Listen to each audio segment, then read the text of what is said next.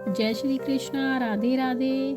लड्डू की लीला में आप सभी का स्वागत है। मैं यही आशा करती हूँ ठाकुर जी की कृपा से आप सभी ठीक होंगे। जैसा कि आप सभी जानते हैं, दिवाली का समय चल रहा है, तो इस समय पर गोपाल जी की विशेष पूजा की जाती है और वो पूजा की जाती है गोवर्धन पर।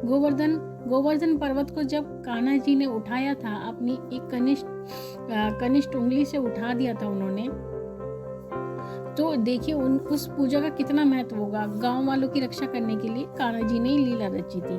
तो उस समय पर गोवर्धन की पूजा की जाती है। गोवर्धन पर्वत की परिक्रमा करने का एक विशेष महत्व होता है। लेकिन आप सभी जानते हैं कि अपने घर में हम सभी गोवर्धन पूजा करते हैं और पूजा एक विशेष रूप से की जाती है। जिनके घर में लड्डू गोपाल जी हैं वो उनकी वैसे तो नियमित सेवा करते ही हैं, लेकिन वो दिन एक विशेष दिन होता है जब हम अपने गोपाल जी की विशेष पूजा करते हैं। तो आपको क्या करना है, उस दिन आपको गोपाल जी को सुबह ही स्नान कराना है। पंचामृत से अगर आप स्नान कराते हैं तो अति उत्तम है। और उस दिन आपको कोशिश ये करें कि अपने गोपाल जी को पीले वस्त्र पहनाएं, और अगर पीले नहीं हैं तो आप कोई भी वस्त्र पहना सकते हैं, क्योंकि भावना सबसे बड़ी होती है।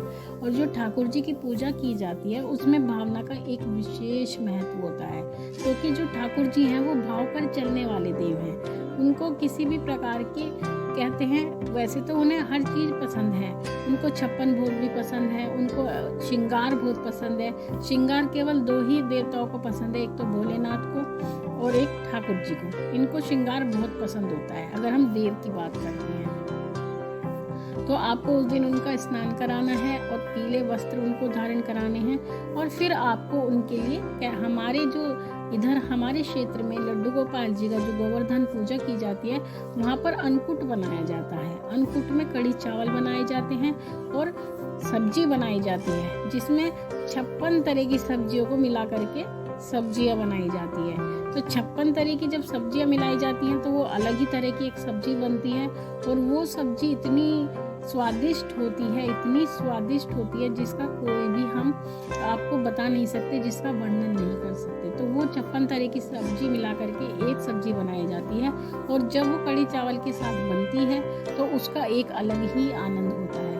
तो आपको भी यही बनाना है ठाकुर जी के लिए। बाकी अगर आपके क्षेत्र में अलग तरह की कोई अलग परंपरा है तो आप वो बना सकते हैं।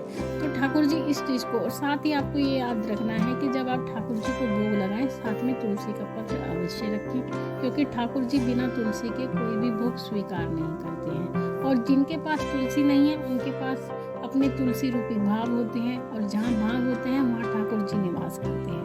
ठाकुर जी को आप इस प्रकार से भोग लगाएंगे तो ठाकुर जी बहुत प्रसन्न होंगे।